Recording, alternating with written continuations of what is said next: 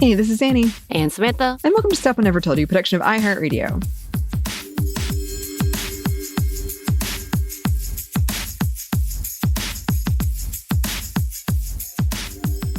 And welcome to the finale of our Last of Us Season 2 miniseries reaction podcast.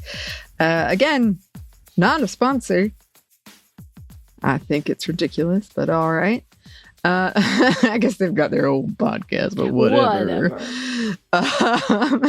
So yes, this is our finale until season 3, whenever that shall be. But that being said, spoilers for all of season 2 now.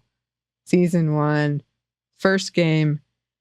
I am going to hint at some things that happen in the game that I'm just going to give you some kind of like leading questions at the end. But nothing too spoilery. But if you want to avoid all of that, then when I get to the end, be like, goodbye. But yes, basically, this is my favorite game of all time.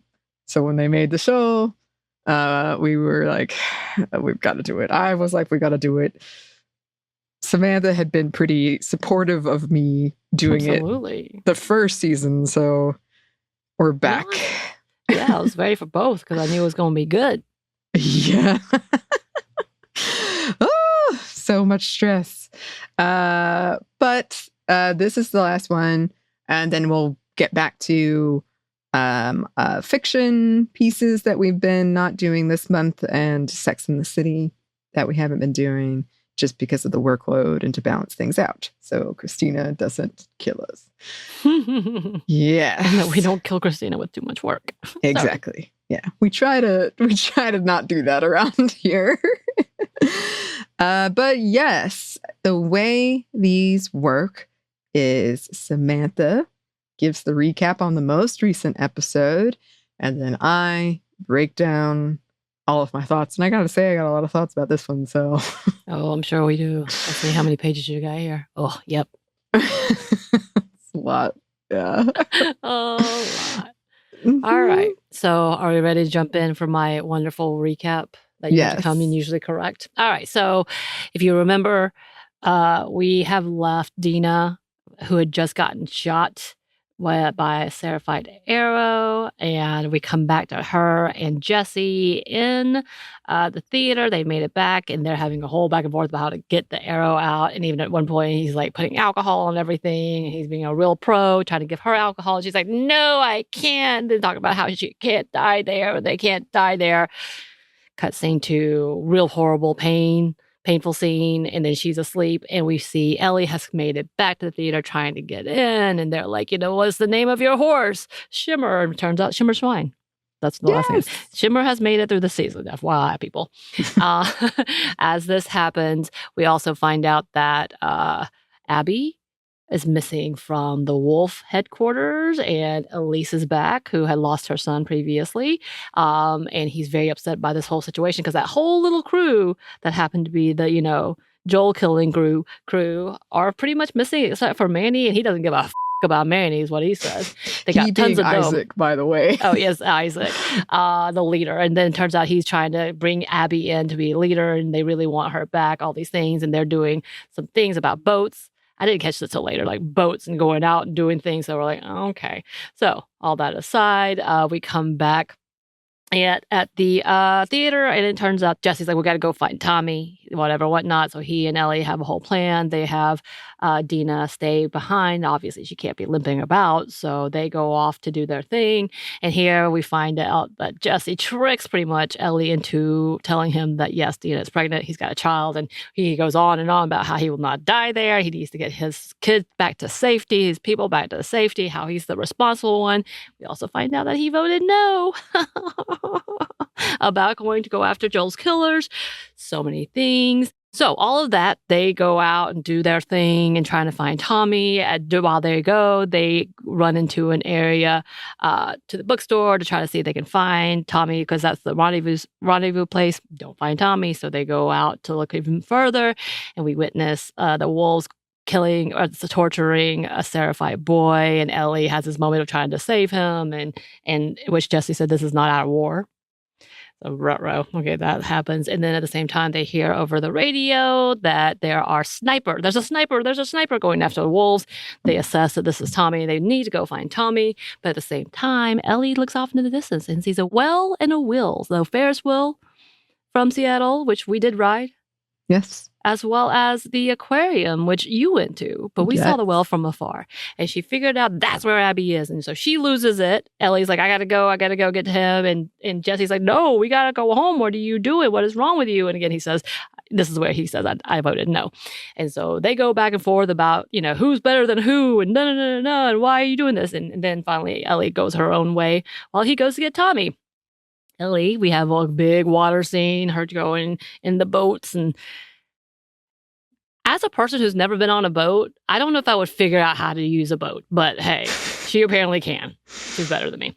Anyway, she gets to an island. It turns out to be the Seraphite Island, and there she is discovered by a Seraphite kid who they drag her in, and she's like, I'm not one of them, I'm not them, blah, blah, blah. And the kid's like, no, gut her. So they get ready to hang her, and then, we hear guns off in the distance, assuming that it's Isaac and the wolves, coming after the Seraphites. They're like, leave her. So she gets back in the boat, goes back. And instead of going like, I almost died, I'm going to go and be with my people. No, she still keeps going to the area where she thinks Abby is. Upon getting there, she does not find Abby, but who she does find is Owen and Mel, who was a part of the crew. They're fighting about finding Abby, and they're having this moment. And of course, Ellie comes with guns a-blazing, being like, where's Abby? Tell me where Abby is. Show me on this map. And if I'm going to ask both of you, and one of you are lying, you're dead, essentially. If you don't point at the same place on the map. Remember this line from season 1. But also, so Owen leaps for a gun. Ellie shoots. Not only does she kill Owen, but it slices the neck, essentially, of Mel, who fall back, and she starts rambling, and Ellie's trying to figure out what's happening, trying to get her to tell her what Abby is. And that's when she shows that she is pregnant. All these things. So, she's trying to tell her to cut out the baby. Real heart-wrenching scene. And as she's dying, thinking that it was happening. Even saying, you're doing a great job. Keep going. Yeah. And then she dies. And this is when Tommy and Jesse come back and find her and take her back. And Tommy's like, it's fine. You're fine. You had to do what you had to do. They killed Joel. You had to do what you had to do. Going back at the first book, it did happen before all of this, where Ellie goes back to see Dina, because that's all she's thinking about when she had returned from finding Nora. There, she tells Dina everything, including the fact that Nora told her where they were, which was the well and the wheel, as well as the fact that Joel had killed everyone, including Abby's father. And Dina has a moment of oh, God, you need to go sit over there scene. But then right before Ellie and Jesse leave, she gives her bracelet to give her a lucky charm. And is obviously she's like, come back to me. This will, all these things. So that had happened previously, FYI.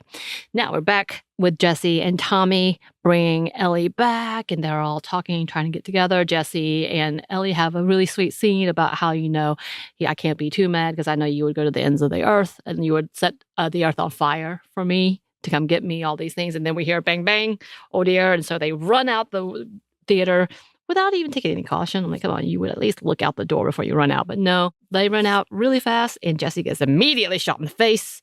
And there's Abby. Abby's here, pointing a gun, who had shot Tommy in the leg, obviously. And Tommy's like, go, run, get away, whatever. And Ellie comes out, and Abby realizes who she was. She was like, you. And this is where she screams, we let you live, and you wasted it. And Ellie's like, you were trying to find me. I'm the one who did this. I'm the one who killed your friends. Because she's like, y'all, he killed my friends. I was like, no, I did. All these things back and forth. And then we hear a bang. End scene. All of a sudden, we come back to, this was day 3, by the way. It says Seattle day 3. And then all of a sudden, it says Seattle day 1. And Abby comes out after falling asleep reading a book. And you look over at what is probably the main wolf station. And there's all these people there. And Manny's talking to her. And that's how it ends. Yep. End scene. Finale.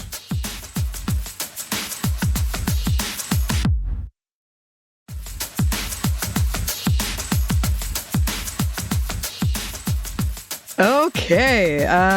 So this episode is called Convergence because it's got a lot of pieces that are coming together, but also because of the storm. The storm is actually a pretty big piece of the plot. The reason the wolves are going to attack the Seraphied Island is because they're using the storm as cover. So it was really cool because when we watched the episode, it was actually storming. Yeah, it started thundering. Yeah, and Peaches, sweet Peaches, Samantha's dog, not like it. Does not like storms, but she provided a lot of comfort for us on the couch, which is unfortunately not Samantha. Like evicted you from your own couch. But she was like behind my back at one point over on a friend of ours. It was very cute. Yeah, she was laying on him. Yeah. But the storm is a big piece of this whole thing. And I just kind of feel is pretty iconic. I mean, you know, like the storm's coming. That's a very clear foreboding thing. But when I think about this game, like a lot of these scenes that happen in this episode are some of the most iconic to me.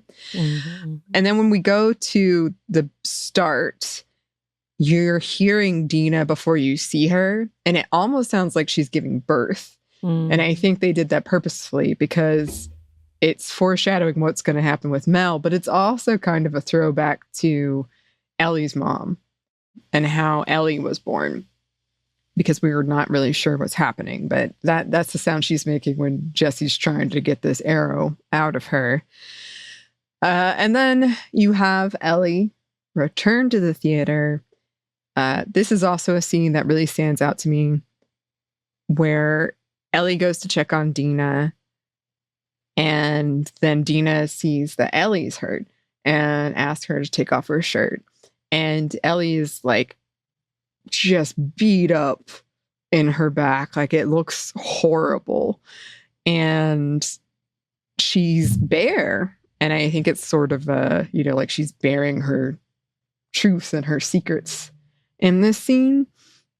And it's also sort of the like damage on her body and her mind. But we're going to talk about this throughout. Ellie's characterization in the game versus the show it's becoming increasingly different.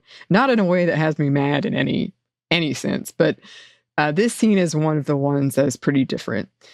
But that kind of Dina taking care of her and her Ellie talking about how easy it was to torture Nora and expressing remorse over it, and even questioning her revenge, because this is when she's like, Dina says, oh, did she deserve it? Maybe she deserved it. And Ellie's like, maybe she didn't. And she tells Dina the truth, which at this point she has not told anybody. This is the first time, and she never tells her in the game, or if she does, we don't see it.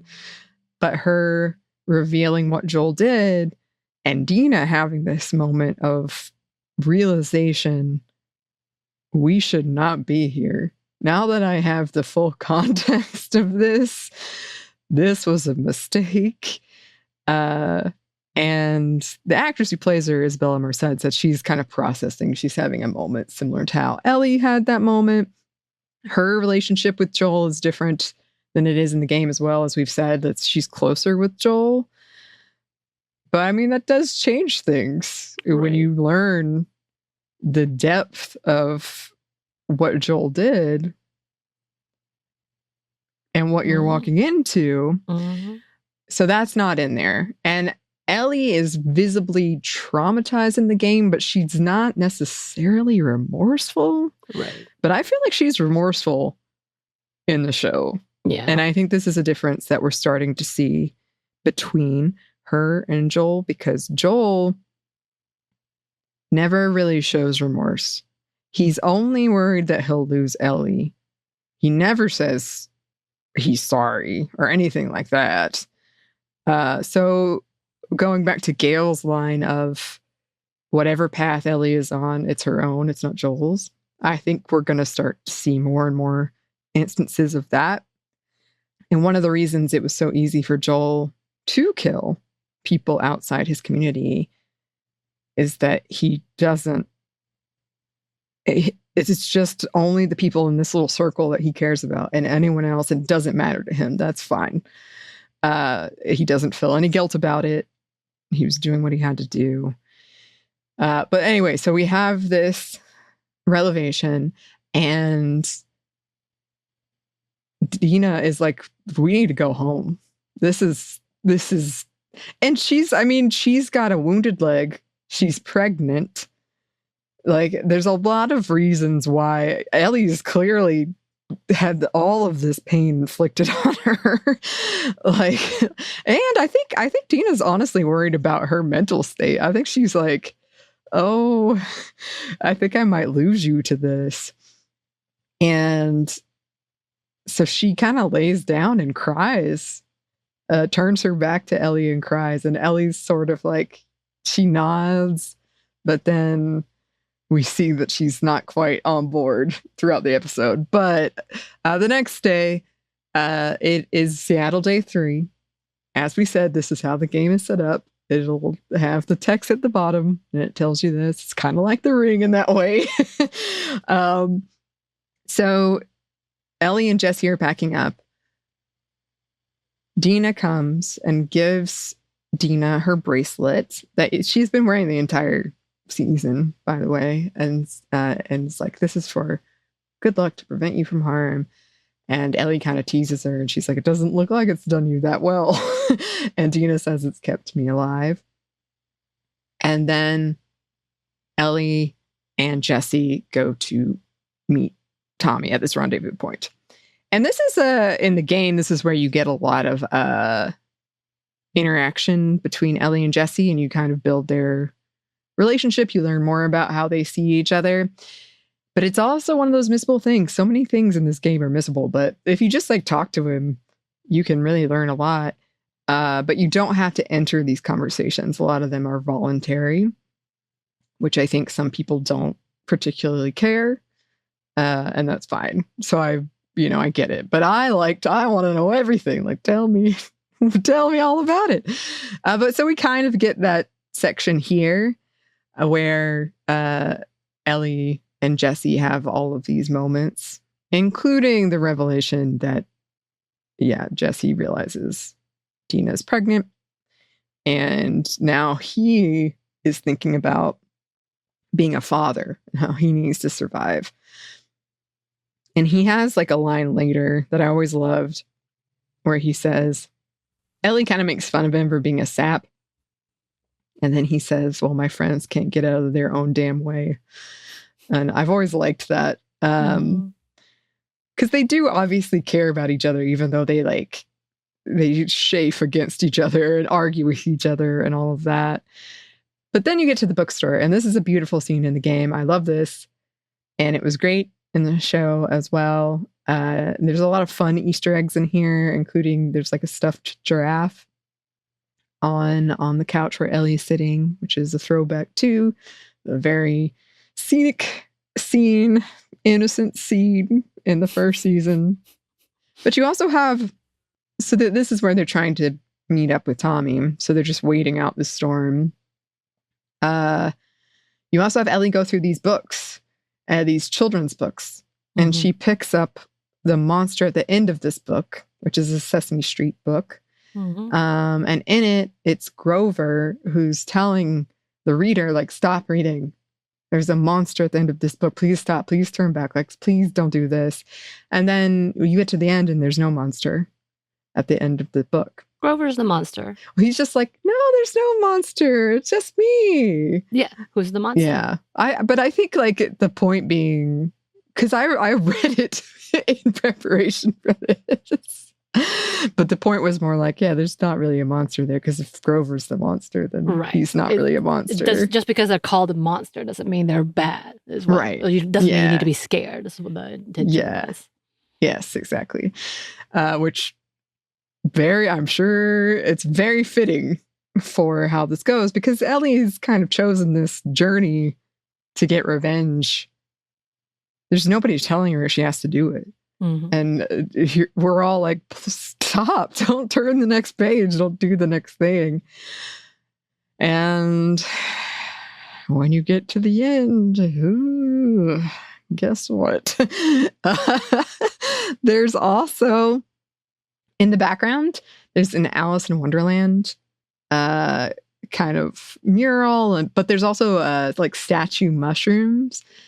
And in the game, Ellie and Jesse have a conversation where they're like, people used to think this was okay. Like,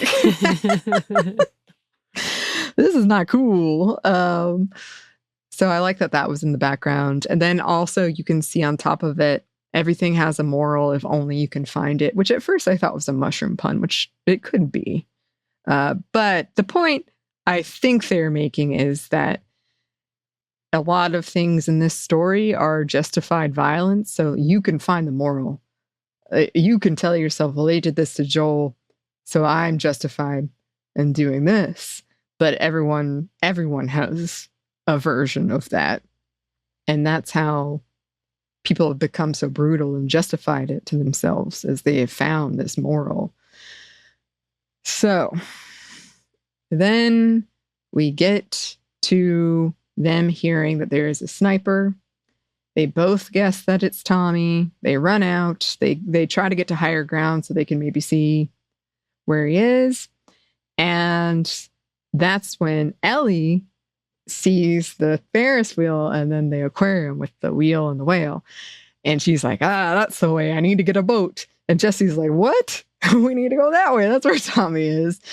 And they get to this big fight about community. And I skipped over the part where they got into a fight about saving the Seraphite boy who was being tortured by the guy that Isaac saved, kind of for not being fascist, but has now become essentially the new Josh Peck character. But yeah, it's interesting because you have Jesse saying things like, I put other people first because I was raised in Jackson, and they took care of me. I voted no because you only think about yourself, which I'm sure burned because she yelled at Joel the same kind of thing about him being selfish. And she kind of has this breaking point where she says, F your community, because it's essentially, it divides us versus them. You let this kid die today because they're not in your community. And that kind of goes back to Joel's whole thing where he's in the first episode didn't want to let more refugees in because it's outside of his circle. And that's going to be a big theme next season. So, But yeah, they have this big fight, and then Jesse says, I hope you make it. And he goes after Tommy, and she goes after Abby. And she chooses this is the second time we've seen it, where Ellie chooses this revenge over saving somebody in her life, or even just looking back, like she's stuck in the past instead of thinking about the future. And so she takes this boat out, and she gets stuck on the Seraphite Island for a minute. This kid turns her in. She's like, no, I'm not one of you, kind of using this community fight, which she did call out as she knows it's hypocritical, but she's saying like, you're hypocritical too. But anyway, they are going to hang her, and this alarm goes off, and they leave her to go see what the alarm is going on with that. And she gets back in the boat, gets to the aquarium, and this is when she has her confrontation with Owen and Mel. And Owen and Mel are having this fight about Abby. And when Owen pulls a gun on Ellie, she shoots him, kind of on reaction, but then kills Mel as collateral damage. And she's kind of collateral damage for both Ellie and Abby at this point. But it's also really sad because this is a loss of knowledge, because Ellie, as Mel's trying to coax her through doing this emergency C-section, Ellie doesn't know how to do it. And Mel did. And now Mel's gone. And Nora was also in the medical field, and now she's gone. Abby's dad was in the medical field, and now he's gone. And we talked about this with Gail in the book she was reading in the last episode about the last person who had read, and then he was gone. So we're seeing a lot of this like loss of knowledge. It's also pretty symbolic, I think, that she has her mom's knife, and that's how she's trying to save this baby. And this is when, as Mel dies, it's horrible, it's so sad. This is when Ellie realizes how far she's fallen and the gravity of her actions. In the game, she kind of freezes. She has more of a freeze reaction. But in here, she's really like, oh, no. And I'm thinking we're meant to assume she's thinking of Dina and like, oh, this is what could have happened. And she didn't mean to kill Mel, but she did. And she killed a baby. And this is also one of the parts in the game that always gets me, is because as the player, you're like, you remember playing her when she was like a kid and she had all this, when her life wasn't this. And now you see her and you're like, oh, wow, this world has really, really devastated you. And this is how you are. And this, I also thought this was interesting that Bella Ramsey said, in the last episode, Joel's dad had said, I hope you do better than me. And then Joel said that to Ellie. And then Bella Ramsey said, no, Ellie did worse. So I don't know. It's complicated because I don't want to spoil things. But she does feel as she should pretty bad about this. And this is when you question, like, can she come back from it? Has she gone too far? Is this going to change her? Is she going to keep doing the same old things? And she did go out of her way to make sure she had Joel's gun and make sure she had the bullets for Joel's gun. Like, she was really going for this. So they died by that gun. And, when Tommy finds her, Tommy and Jesse, and later he's trying to comfort her, and he says, like, they made their choices, which they did, but they also didn't want to go. We saw that in the first episode, that they wanted to convince Abby to turn back. And now we've got Ellie's people who didn't want to go, and they came for Ellie. So it's another parallel,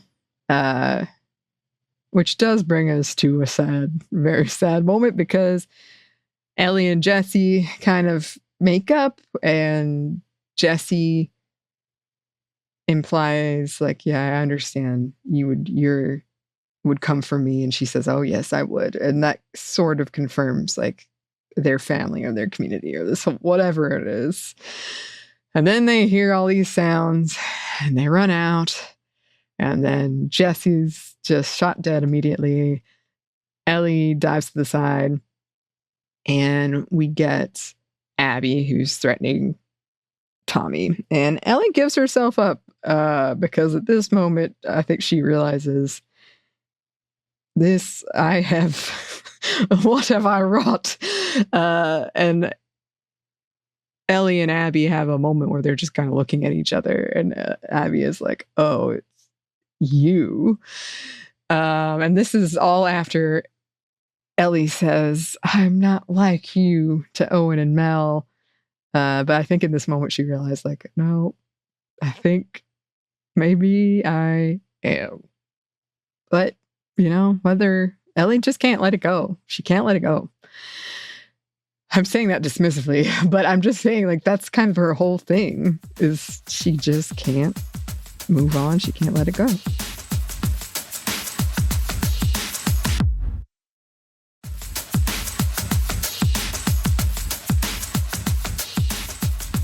That does bring us to Abby.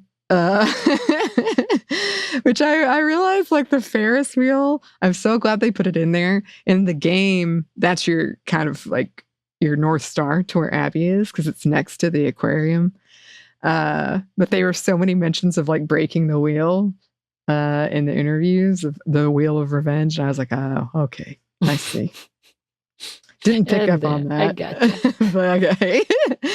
But yeah, we do have a scene where we hear Isaac talking about Abby and saying she's a leader, also calling everybody else almost like a sheep that has no mind for themselves, a sheep in wolf's clothing.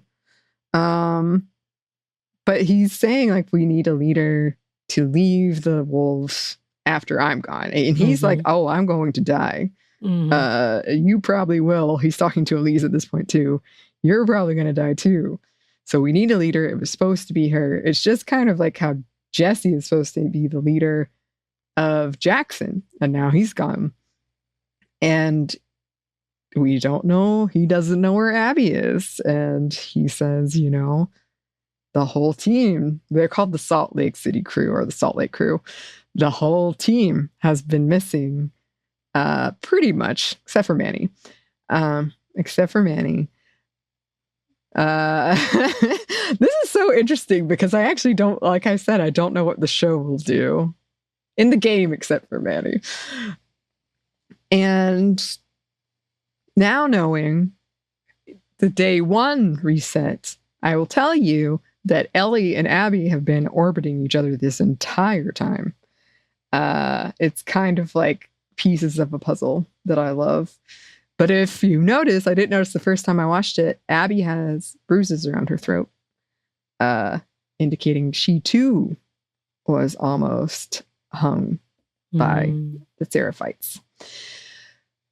But yeah, the WLF, I recommend to rewatch as always, but the WLF is the outfit at the first episode that Owen mentions where he's like, it's run by Isaac and the remaining Fireflies went there. So they've been there for a minute and they have risen up the ranks. But this does bring me to my iconic Abby line, which is, we let you live and you wasted it. That's what we have on some glasses. Woo! So good. And her having that whole, you know, you killed my friends, full circle moment, and Ellie trying to be like, yeah, it was me, don't kill my friends, but they're not seeing that they're the same, they're doing the same thing. Yeah. And then you get the cut to black and the flashback, which I'm going to talk about in a second, but I cannot tell you how shocking this was the first time I played the game. Oh my God. We also have more parallels. You've got the Dina and Mel both being pregnant thing. You kind of have Owen and Jesse, which we'll get into more in season 3. There's 3 beds in the aquarium, by the way, just to point that out.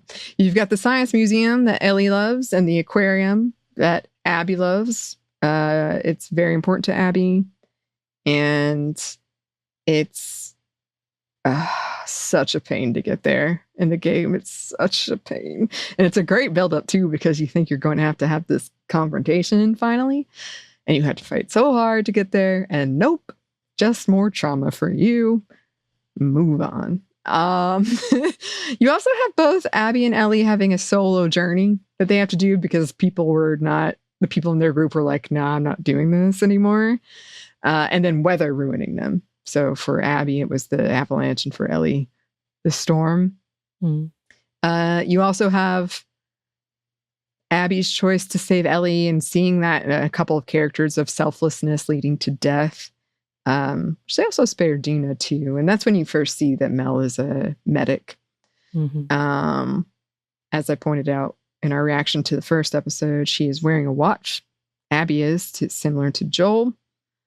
And just this whole idea has been big this season of cycles, getting stuck in cycles, justifying things, being very hypocritical. And so Ellie's whole thing of like, you think I'm good and you're good and I'm bad, like that's going to play out more now that we're moving into Abby's territory. But also that's kind of a piece of the Seraphites and the WLF conflict that we'll see. And yeah, like there are things that I'm very interested how they play out in the show, but there are things where the WLF attack on the island saved Ellie. Like there's a bunch of little pieces of what is going on in Abby's story that influence Ellie's story. And it's really fun when you get the whole thing and you're like, oh, okay, I see. Some game differences to run through. Shimmer. I'm just going to tell you, Shimmer died in the game. I'm really glad they didn't kill Shimmer. They did not kill Shimmer. I was waiting for it. I know.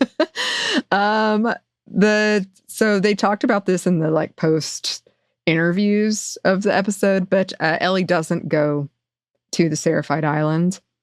The kind of the different versions of the prophet that Ellie mentions, that's not in the game, but I think that's really interesting because it's implying that she's been around so long no one really remembers or knows what she looks like. And in the way that a religion often does is it's sort of up for interpretation or whoever is making the art. Tommy, we've been saying this whole time, Tommy had a completely different story, but in the end he did. That's how he ends up, is with Ellie pretty much line for line, that whole scene. Why Jesse came? So Jesse's actually more reckless in the game than he is in the show because he comes by himself. But in here, he was very much like made a plan, came with Tommy. This is why I'm here. And they have that whole explanation of how he found them. How Mel dies. So when this confrontation happens, Ellie, it's similar with Owen because he tries to shoot her first. And so Ellie kind of reacts and shoots him. But then Mel comes from the side and tries to stab her. And Ellie grabs her wrist and stabs her with her own knife. And she dies there. And Owen is still alive. And he's like, his last words are like, she's pregnant. And that's when Ellie realizes she's pregnant. And she just goes into she freezes completely. And this is one of the big differences in the game. Ellie doesn't actually know the full truth of why Abby killed Joel in the game. In the show, she does. In the game, she's just like, you're a firefly. But she doesn't know the father connection, so that's a difference. Obviously, as I said, Dina didn't know any of this, so that's a difference. I also think that's another way that Ellie's different than Joel is that she did tell Dina, like, you should probably know this. But, okay, I just have to talk about this because it was so shocking the first time I played it. I'm sure some of you are a little shocked. But when you get to this scene, you've been trying to find Abby this whole time. It's just like, build up. And we let you live, and you wasted it. And it cuts to black. Okay. In the game, it goes to a flashback as Abby as a child. And you see her with her dad. And this is kind of us being like, oh no, so Joel killed her dad. Because we didn't know it. We didn't know it as the player yet, as opposed to the show. But I was playing it and I'm still mad and I'm all like, this horrible thing, all these traumatic things have just happened. And I'm like, I know I'm going to have to fight Abby. So I think it's going to be a short flashback to be like, okay, I see. This is why Abby is the way she is. And then it cuts to black again. And it says Seattle Day 1. And I freaked out. I was like, no way. No way. They're not going to make me play this whole thing as Abby. Yep, they make you play the whole thing as Abby. And it's I've talked about it in previous episodes. It is a shocking creative choice, but wow. The empathy of now you get her side of it. Can you be empathetic toward it?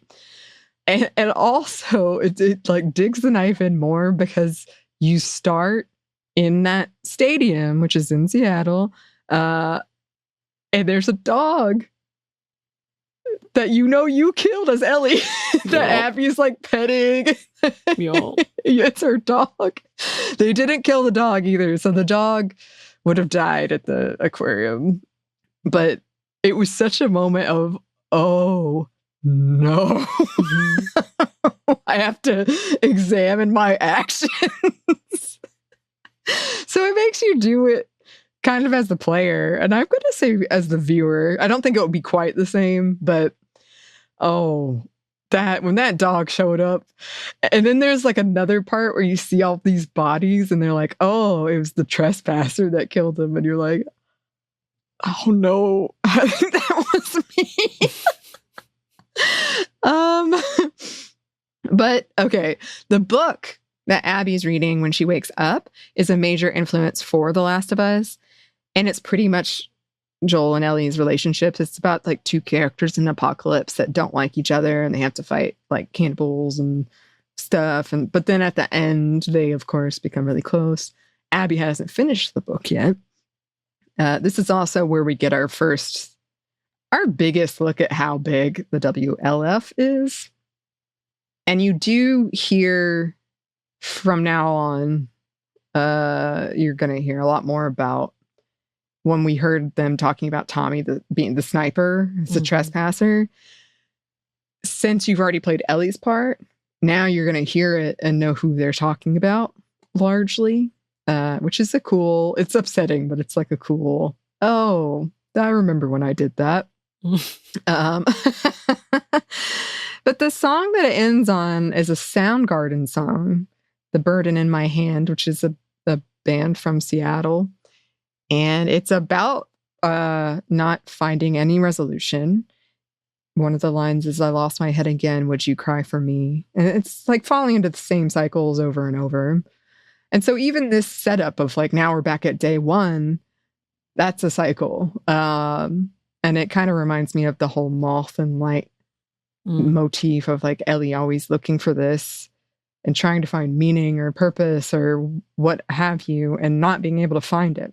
And in fact, being kind of angry and confused about how it seems to her no one else understands how hypocritical they're being. But there is no resolution for Ellie at this point. There is no resolution for us at this point, because we waited for this whole conversation. We don't get it. As I said, they've called this their Empire Strikes Back season. So the Empire Strikes Back does end in a pretty low place. But because you know how Return of the Jedi is, you're like, okay, that's fine. But yes, we are going to see Abby's POV next season. And we're going to go through the days from her side. And it's really cool. Like, the ways they were so close to each other so many times. Really, really cool. So this brings me to my list of random things. And if you don't want any like hints at what might happen, I'm just asking questions that you can think about. I'm not spoiling, but if you don't even want that, this is where you should click out. Okay, this is a stupid one. But why does everyone have the same flannel shirt? I'm trying to figure out if I should be picking up any meaning from that. But Ellie, Joel, and Jesse all have the same blue flannel shirt. I thought I was making it up, but I've seen it enough that I know. If you want to go back to the last episode of season 1, you can see someone who looks like Abby running in the hospital. I'm pretty sure that they're never going to say that was her, but they were clearly trying to be like, we know Abby exists and is here. And we talked about it in our reaction to that episode. But if now that you've seen Abby and you want to go back, it's very brief, but you can see her running by when Joel is going on his rampage. And now that we are going to start Abby's POV, we are going to learn the answers to some questions that I'm sure at least some of you have. 1, what did the Salt Lake crew say when Ellie's ears were ringing? Because all of them said, we let you live. Some version of that. Every one of them said it. What was happening with the village when the alarm went off? And, when you go back to Abby's point of view on day 1, Manny says Isaac's waiting for us. So clearly, like, they're preparing for this assault. Why was Abby missing when she knew at that point it looked like she was on board and planning on showing up? The bandages. So in the aquarium, there's a bunch of bloody bandages, which when you see them, when Ellie sees them, she immediately assumes the worst about WLF and like what they've done. And so this is another reason I can kill them and not feel bad. So what's going on there? How did Abby even find them anyway? Which, believe me, I was asking when I was playing this. How did she even get in? Where's Dina? What were Owen and Mel fighting about? Why is Mel mad at Abby? What was going on with Tommy and the sniper at the marina? And I think it's worth noting that Abby says, he killed my friend. So she thinks it's him. The bridges. So there are some bridges you can see in the skyline. And I think that's going to be one of the scariest parts of the game. People who are afraid of heights, they always tell me that part is like the scariest part to them. Obviously, the gunshot we hear before we switch to Abby's POV. What happened there? The Rat King, who I've been talking about over and over. You have. And now we'll learn. Hopefully. Will we? Oh, I think so. Okay.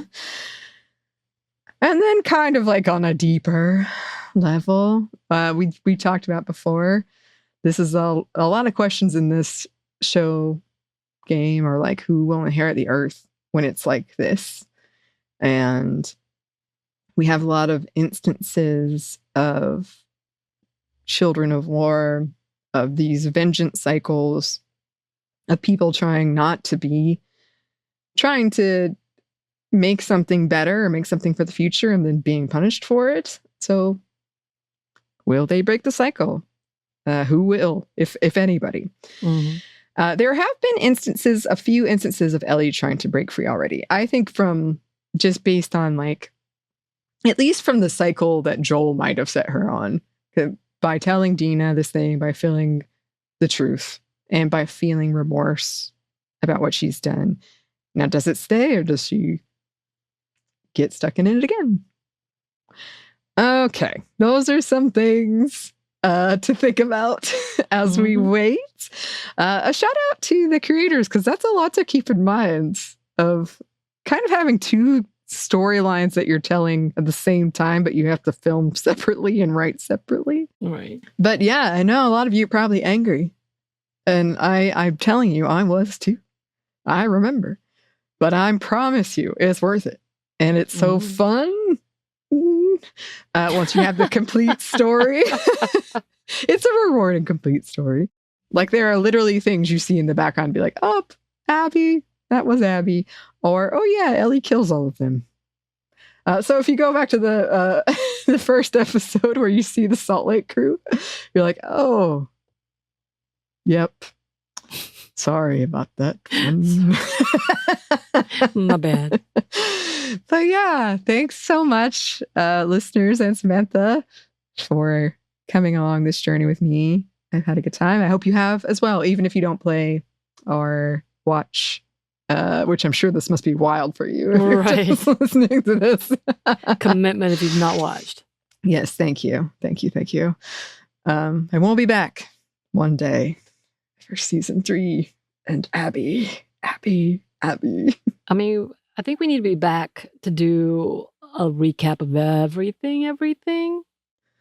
Yeah, after I've watched, done my whole... Yeah, I feel like you need to watch first season and second season and bring it in together. And then we'll come back and as a review of like what has happened in your afterthoughts. I think that's what needs to happen.